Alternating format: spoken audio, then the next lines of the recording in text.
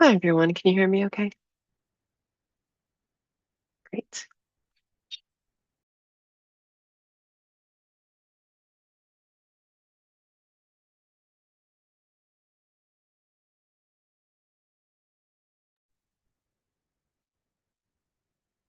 Good afternoon, everyone, and thank you for joining us on the news briefing this Wednesday, December 3rd.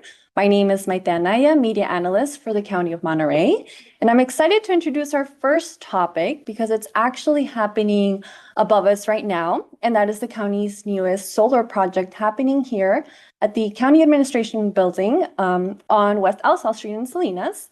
And so solar projects help reduce greenhouse gas emissions and save the county millions in long-term energy costs. They also support EV charging and other sustainability efforts.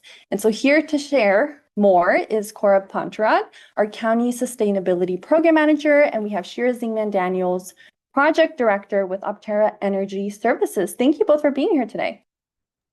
Thank you so much. Hi, everyone. I'm Cora Panturad, Sustainability Program Manager for the county. I've mostly lost my voice today, so I'm going to let Shira do a lot of the talking on this. But we're very proud of this major investment that the county is making in solar energy sites at the Government Center on 168 West Alice House Street, our ITD building, and also at Natividad Medical Center. We've been having a great partnership with them to get all of these projects done. And like Maite said, that this is going to be a step in the right direction for the county to lead the way on our sustainability goals and also to jumpstart the industry here in Monterey County and to demonstrate that this technology is not only feasible but belongs in our community. So with that, I'll go ahead and pass it over to Shira. Thanks so much, Cora. Good afternoon, just barely, everybody. Thanks so much for having us. My name is Shira Zingman-Daniels. I'm a project director with Opterra Energy Services, and I'm based out of Oakland. So with Opterra, we partner with public institutions, and we aim to build safer, healthier, and more resilient communities through effective and efficient facilities and infrastructure. We've actually been in business for more than 50 years, and we've completed over 9,000 projects and employ nearly 300 people across the country. So personally, as somebody who's been working on this project from inception to the amazing progress we've seen to this date, I'm so happy to be here today. And I want to start by recognizing the leadership of Monterey County in general, especially Cora, who's here, but in the whole county. The county has set a really ambitious sustainability vision while maintaining a strong commitment to its fiscal responsibility. And we think that today's update really represents a significant step forward to bring that vision to life. So a major highlight of this effort is the investment in solar and EV charging infrastructure. We all know Monterey County is one of the crown jewels of our state, agricultural powerhouse, whose fields, environment, and hardworking people really help sustain the communities across our country and around the whole world. So the project we're discussing today advances the county's clean transportation and renewable energy goals, but it also strengthens the long-term environmental resilience for the region.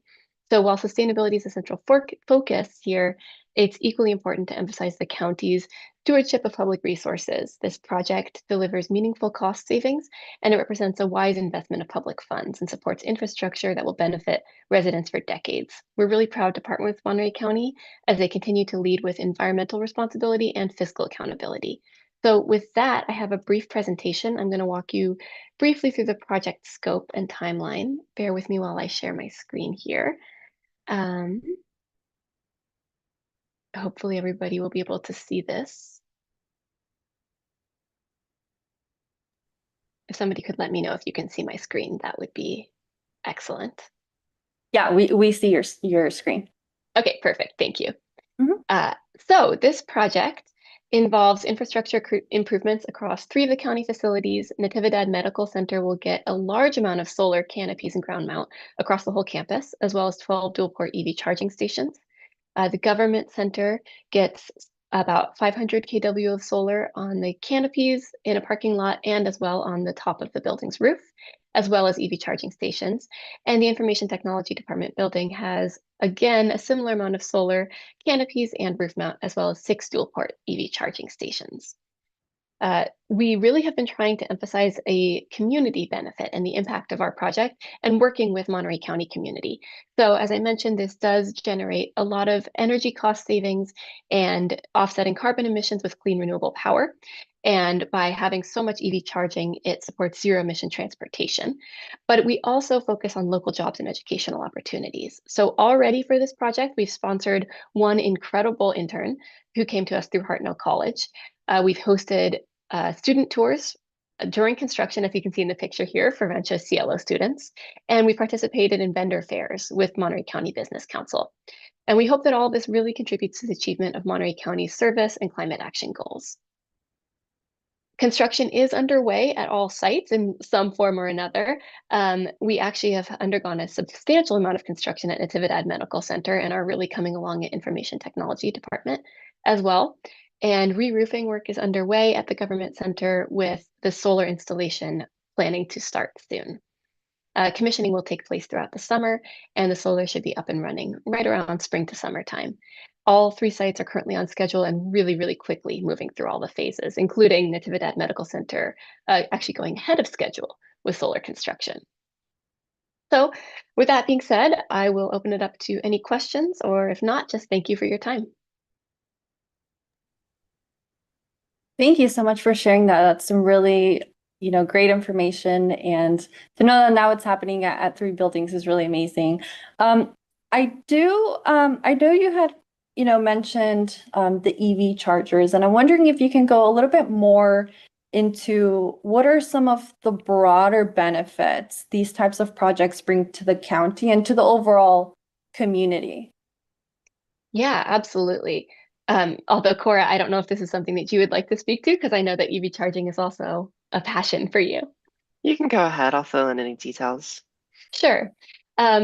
So with being able to provide EV charging, we provide a resource really for county staff and as well as visitors. So I know that there may be some plans as well for some fleet charging for this. They are standard EV charging that can be used for the county's fleet for visitors who may visit either Natividad Medical Center or the Government Center campuses, and for county staff. So not having to travel around to search for that sort of resource can make a really big difference to people. And it really, we think, encourages the uptake of electric vehicles and more sustainable transportation sources. Yeah, so transportation is the county's #1 source of greenhouse gas emissions. So being able to offer more electric vehicle charging infrastructure in Salinas is something that is really going to help be able to push the electrification of vehicles, because that is a technology that we know can be electrified and has benefits of cost savings to our residents and also our county employees and our departments who are going to be using these chargers. So most of the chargers at the ITD building are going to be for fleet vehicles. That's similar with the staff parking lot at the Government Center, but there will also be publicly available chargers at the Government Center, including 4 ports of EV fast chargers. So the idea for that is that someone could come in, bring their electric vehicle, do their business at the Government Center or downtown Salinas, and fully charge their car in about an hour. So it's a really big amenity that we're hoping to bring to the community with this project. That sounds amazing. Thank you so much for sharing that. And I guess this question would be a little bit more towards Cora. If you can share how this project fits into the county's overall long-term sustainability goals. So this project helps address the municipal climate action plan goals that are going to be coming out probably early 2026. But generally, when we think about sustainability, we want to improve energy efficiency so that we reduce our energy cost. And then the energy that we are using, we want to either supply that locally with renewable energy or buy that from clean sources. So this helps us reduce our greenhouse gas emissions in that way. It also helps just bring this technology to the community. We're using local contractors and union labor wherever we can so that we can encourage this workforce and be able to point to positive examples in this community, because overall, in the Monterey County, we're going to see a greater need for building electrification, energy efficiency measures, and also renewable energy assets like solar panels and battery storage, and also EV chargers. So it's really important for us to start building out that workforce and also familiarity with this technology within our community so that we can start setting a good example at the county for the rest of the community. Great answer. Thank you so much for that and for sharing this information. Appreciate you both being here today. Thank you. Thank you so much. Thank you. And so now on to our next topic. Our county is very fortunate to have several nonprofit foundations dedicated to supporting specific departments. And these foundations help expand programs and services beyond what taxpayer dollars alone can provide. And so today we're hearing from three of those foundations. We have Juliet Poole, who is Executive Director of the Foundation for Monterey County Free Libraries. We also have Angie Roeder, co-founder and board president of Friends of Hitchcock Road Animal Services. And we have Jennifer Williams, president and CEO of the Natividad Medical Foundation. Thank you all so much for being here. Why don't we start with Juliet to tell us more about the Foundation for Monterey County Free Libraries? Sure. Thank you so much for that introduction and the opportunity to speak to all of you today. I am here basically to talk about the work that we're doing to strengthen the Monterey County Free Libraries. That's 17 libraries and 3 bookmobiles across Monterey County. Our mission is really straightforward, opening windows to a larger world, not just for, one person, but for everyone across our county to ensure that every resident, really no matter their age, zip code, circumstance, that they have the access to tools and resources and learning opportunities that libraries make possible. I think one thing that's important to note is that most people don't quite understand how our libraries all work together. The Monterey County Free Libraries are 17 libraries all the way from North County, all the way to throughout South County, Big Sur, and Carmel Valley. And in a county as diverse, large, both geographically large and economically diverse, I think it's really important that our libraries, especially in our rural communities, get additional support. I think that behind every great library, every library you've ever walked into and said, wow, look at that program. Wow, look at this thing that's happening. It's because there's a foundation or a friends of group there supporting that library. And in the past year, the foundation has really invested in our literacy programs that reach thousands of families. Our primary place of support is with our summer reading programs, student support centers, and early outreach to rural communities.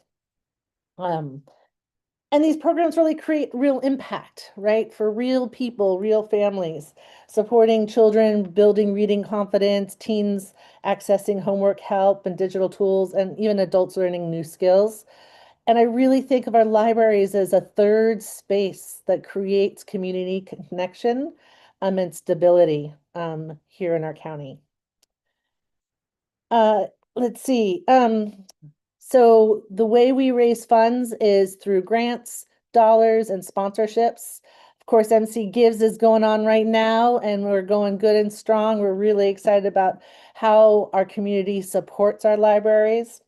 We've created new opportunities for donors, and we are doing a wonderful spring fundraiser called Words and Wine that'll be happening this spring. So as we look forward to the new year, our focus remains strong on strengthening literacy and expanding access.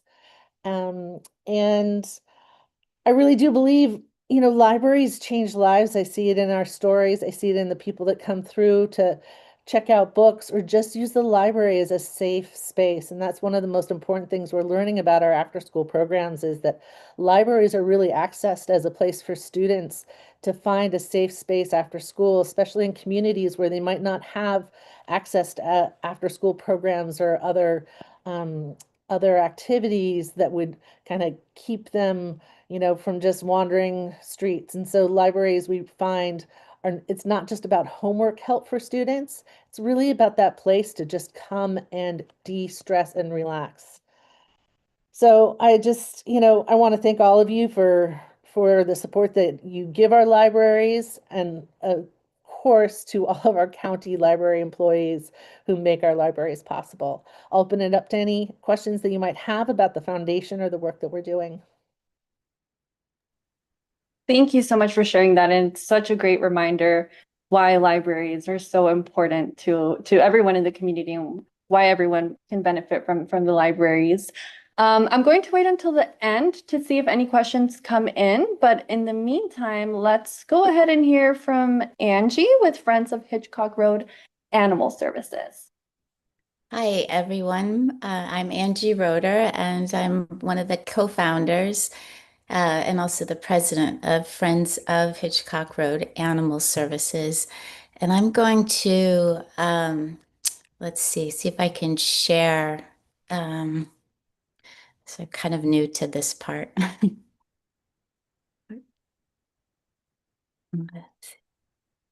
Oh, here we go, right there.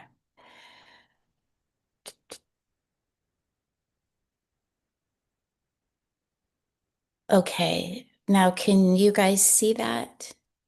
We see your screen, but we're not seeing the presentation. Okay. Oh, there we go. I think we see part of the Now? presentation. There we go. Yeah. That better? Okay, great. Yes. Okay, so here we go. So we we are a brand new 501c3 organization. We just got the 501c3 actually in August. So we are very new, and we're dedicated to Hitchcock Road Animal Services, which is the county shelter. And basically, here's our mission statement. We support Hitchcock Road Animal Services by funding priority programs that improve the lives of, excuse me, lives of animals and pet owners in Monterey County. Working alongside HRAS, we help provide resources beyond the shelter's budget through the generosity of donors and volunteers. So basically, we've been working with them for the last 6 months or so to build up our processes, what our mission is going to be, and how we're going to do this. And it's all coming together, and it's really great. So yes, we're a dedicated fundraising arm to Hitchcock Road, and our goal is to amplify the shelter impact through focused donor engagement, grant writing, and community campaigns. Who are we? I'm Angie Roeder, and I my background is I was in the military for 11 years, Air Force. And then after that, I did some consulting with the government. And then I started my own 501c3 animal rescue, actually in Virginia, and moved out here about 4 years ago to the Prunedale area and was doing some fostering with some other rescues, and then realized Hitchcock didn't have a 501c3 tied to them. So I thought, well, let's work on that. So we did, and it's been really great. Delia Leal is our treasurer, and Sonia Shepard, our secretary, and they both have a lot of nonprofit experience as well. Key areas that we're going to work with Hitchcock to support shelter fee reduction. They've found that adoptions do go up when the fee is reduced, and when it goes back to normal, the adoptions tend to go down. So we want to try to help them keep that fee low. Medical care assistance to animals, shelter animals and their pets in need. Like if an emergency comes in at the shelter, and they're kind of, funds are tight, they can reach out to us, and we can help out with that. Spay and neuter efforts also. There are a lot of community programs out there that are great. But the bottom line is there aren't enough. And so we plan to work with some of the existing efforts and help figure out ways that we can help fund them too. Let's see how we engage. We collaborate closely with Hitchcock leadership. Like I said, Cindy and Kendra and Leah, they've all been really great to help us build this organization, developing fundraising campaigns that reflect the goals of Hitchcock and what our animal welfare challenges are in our communities. Also facilitate communication and transparency to build trust and show what we're doing as a community as far as impact. We're well, like I said, here's another way of saying it again, fundraising, community outreach, and advocacy. We are 100% focused on advancing the shelter's mission. We have our first event coming up. It's this Saturday, December 6th, 4 to 6 p.m. It's actually going to be at the Hitchcock conference room. We're going to have, snacks and beverages. The board members will be there. We'll have a drawing for free with a lot of fun prizes. We've been going around to the community and asking for donations. And then also Cindy is going to give a shelter tour. So if you are looking at ways that you might be able to help, you can always help with fundraising events. We plan on putting them on throughout the year. Community engagement and education, we could always use help with that. Grant writing, that's going to be another good one for us. And then also just helping to spread the word about who we are and what we do through your social media, local groups, and then of course word of mouth. Here are some ways to donate. We can do Venmo or PayPal, and then you can also go to our web page for that. And then here are also some ways to contact us. And let's see. That's all that I have for that. But that's what we're doing, and we're happy to be a part of this. And thank you so much for allowing us to brief today. Really appreciate the time. Thank you. Awesome, Angie. Thank you so much for being here and for presenting and just some really great information that you've shared. I'm going to go ahead and move to Jennifer, who is here with us from the Natividad Medical Foundation. Hi, Jennifer. Hi, I have some slides to share with you as well, but I want to say I was at Hitchcock Road Animal Services on December 23rd of last year and adopted Madeline and Adelaide were their names. They're now Blossom and Buttercup. So they're miniature pinscher Chihuahua mix and just amazing. I've adopted 4 dogs from that shelter. 2 of them lived to be 19 years old. And when they passed away, I lasted 1 month and I had to go get 2 puppies. So you guys are amazing. Hit me up because I'm the kind of person you want to donate to you. So I'm just going to spend about 5 minutes and quickly give you an overview of what we do here at Natividad Medical Foundation. First of all, who we are. We have been around since 1988. We were established by leaders from this community and the Monterey County Board of Supervisors because at the time, it was understood that in order for Natividad to be sustainable for the future, we had to create a way for donors and the community to be part of what was happening. So that's the reason that the foundation exists. We're completely separate, of course, from the hospital. What we do, our tagline is transforming healthcare into healing.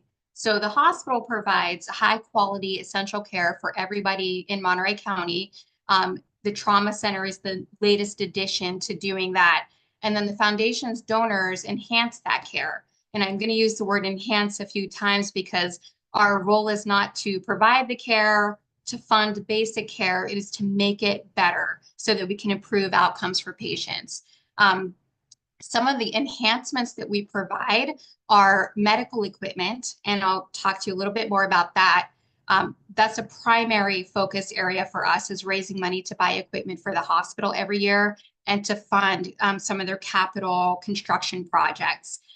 We have donors who are very dedicated to supporting patient and staff well-being, and I'll talk to you more about that one. The foundation operates a case management program for victims of violence through the trauma center. It's called Choice, and that program started when the trauma center opened 10 years ago and maintains a re-injury rate of only 1% compared to the national average of 44% if it's a hospital that does not have a program like ours. We also provide a lot of direct patient assistance. So you might have somebody who's ready to be discharged and go home, but they can't afford a prescription that they need, or they're unhoused and need to stay in a motel for a few days, or they need gas to go to a follow-up appointment. So we will fund things like that. Most of the money for that Patient Greatest Needs Fund actually comes from employees of Monterey County through the annual Combined Giving campaign. We also operate a diabetes prevention program, and we fund diabetes and obesity treatment and prevention at the hospital. We have an Art of Better Health Fund. If you come into Natividad, you will see color and artwork.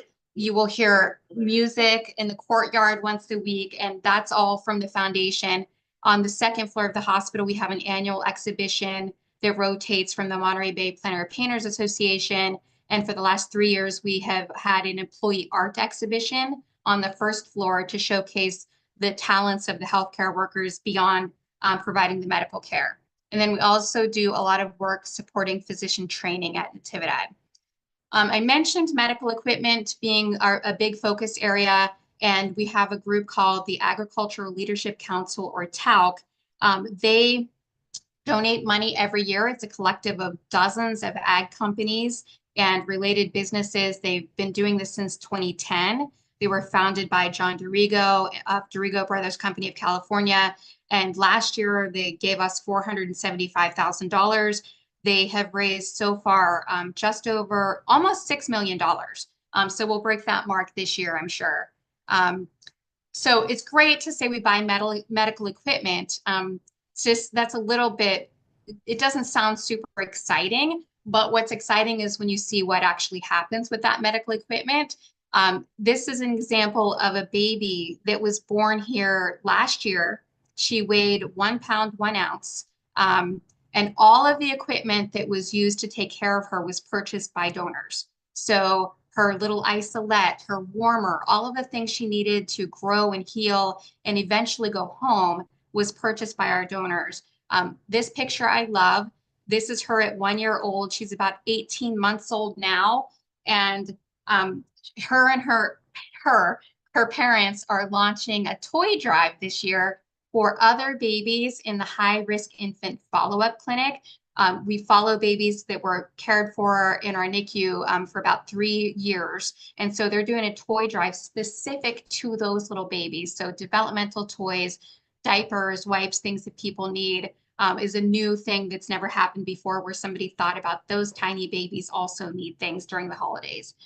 I mentioned patient and staff well-being. We have a beautiful courtyard here at the hospital that was paid for by a donor, and they are also investing in ongoing programming to happen in that courtyard. One of the things they've been doing is paying for live music in that courtyard once a week during our farmers market a few months of the year. And they just gave us another grant yesterday for additional programming over the coming year, about $50,000. So we will be expanding some of these things and offering more programs. We sponsored a new thing this year called Tea for the Soul, led by the hospital chaplain. It's just an opportunity for staff to kind of reset and recharge and refresh. So it's a healing space, and a lot of donors would rather pay for things like this than buy medical equipment. So we are creating opportunities for a lot of people to be involved. I did mention physician training. The hospital has the county's only family medicine residency program. And this year they celebrated their 50th anniversary. This was not something that I planned to help with, but it came along, and it's, 5 generations of doctors. And if your doctor may actually be one of the graduates of this program, they're all over the county. 1 in 3 of our graduates actually practice in this county. And a lot of them go on to serve in underserved areas. This was such a fun experience for me because it was an opportunity to work with donors across the healthcare spectrum, people that we always think of as competitors. But in this case, they have doctors from our residency program, all of these different providers. So they all sponsored the residency events and the reunion, the physician lectures that we had. So that was a wonderful experience for us to see everyone coming together to support that. Juliet mentioned some things they're doing to create new opportunities for giving. We've done the same thing this year. We created a Grateful Patient Program, which is an opportunity for patients to honor their caregiver or families to say thank you for the care that they received. And we also launched a planned giving program so that they can leave a lasting legacy through their will or their estate plans. And then, as Juliet mentioned as well, and I hope Hitchcock Road is part of this. A lot of us are part of Monterey County Gives. And so for us, we're focusing on the thing that everyone recognizes about Natividad, that we are the trauma center. It is their 10th anniversary. And so we're fundraising for equipment for the trauma center, emergency department, 25 units across the hospital. And so the work that we're doing to raise money in this campaign supports our ability to be here and operate the programs that we do and support all of the things that I just talked about. So that's a very quick overview. And a thank you again to Hitchcock Road for my little puppies. Great. Thank you so much. Great presentation and a really great way for everyone to be informed about what your foundation does. So that's amazing. I would actually love if each of you took the time to answer this, is how you identify, the most pressing needs in the community. I guess we can start with I guess whoever wants to start first.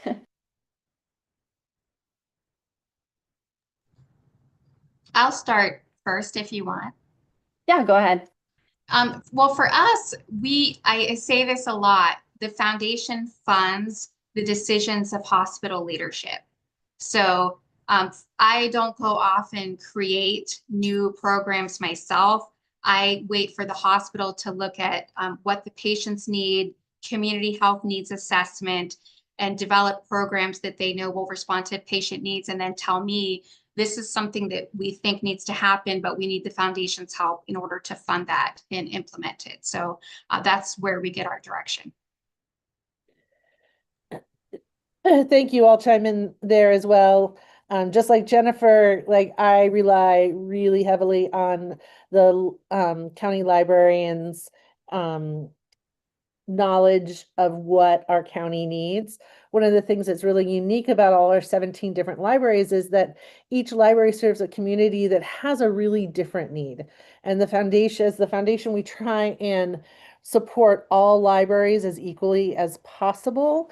But when certain needs come up, we think about new innovative ways. An example is that Hillary, the library director, was working with South County and identified some extra needs that some South County libraries could use help with for after school support programs, or I should say out of school. So after school or when school's not in session. And so we worked with Community Foundation to create a one-time grant to do a pilot project in South County. But those kinds of needs are really identified through the library. I think most importantly, the librarians who meet the families face to face every single day.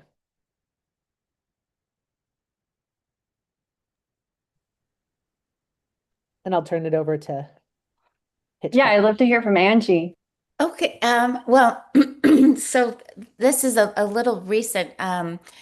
The way it started was I was volunteering walking dogs with Hitchcock, and it was really great. I was having some health issues though, and trying to get there and walk at the certain times was difficult for me, but I still wanted a way to help the community and help the animals. And I was living in Prunedale at the time and asked some of my friends there to come together and have a meeting and see how we could help the community. And one person said, well, they don't have a 501c3, they could really use one. And I said, oh, wow, okay, well, let's do that. And so that's how the organization actually started. And then we aligned our mission and our goals directly with Hitchcock. We asked, Cindy, who's the administrator, has been a part of our meetings, and she's helped us to build the organization. And we went off of, they had recently done a strategic plan for the shelter. And so they had, a list of goals. And so we decided to align ourselves with their top goals. So that's how we got there. Thank you so much for sharing that. I think it's really important for the community to know, how you guys go about addressing the needs of the community. So that's really important. And then just something to end off on a good note, looking ahead, is there anything that you can share about what your foundation is looking forward to next year?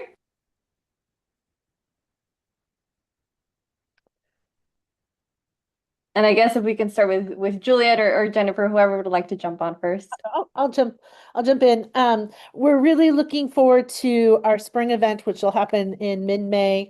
Words and Wine. It was actually scheduled for the fall this year, and we got rained out. Because we decided to move to an outdoor venue, and boy, the one rainy day and Sunday, and I got it. So, but that's great because I think we're moving this new event to the spring and really changing the feel, opening up the Words and Wine event to really celebrate communities and the public and making sure it's a really accessible event. So, really looking forward to that. I think I've been the executive director now with the foundation for about 2 years, and like all nonprofits, like the bumpy road from 2020 to like even 2024 or so, it was pretty bumpy. And so I'm just looking forward to a really stable, forward-looking year this year, um, going into my third year and really developing new ways to engage our donors in our community in our libraries. So I'll share what I'm excited about is we're just ready to adopt a strategic plan here at the foundation. And it's different than what we've done in the past, where we are positioning ourselves to be a surplus generator for Natividad. So we've funded things, but not from this mindset of generating extra money for them. And to be sustainable, that's what they need. And then I think about our sustainability at Natividad Medical Foundation. So we are getting ready to start work on building some endowments and looking at some models for building sustainability in other ways with funds that we raise. So completely different perspective. We always thought of it as a luxury to build an endowment and do things like that, but because you need the money now because you got to spend it now. But I think to be successful for another 40 years, we have to start doing the work now to do that kind of long-term planning.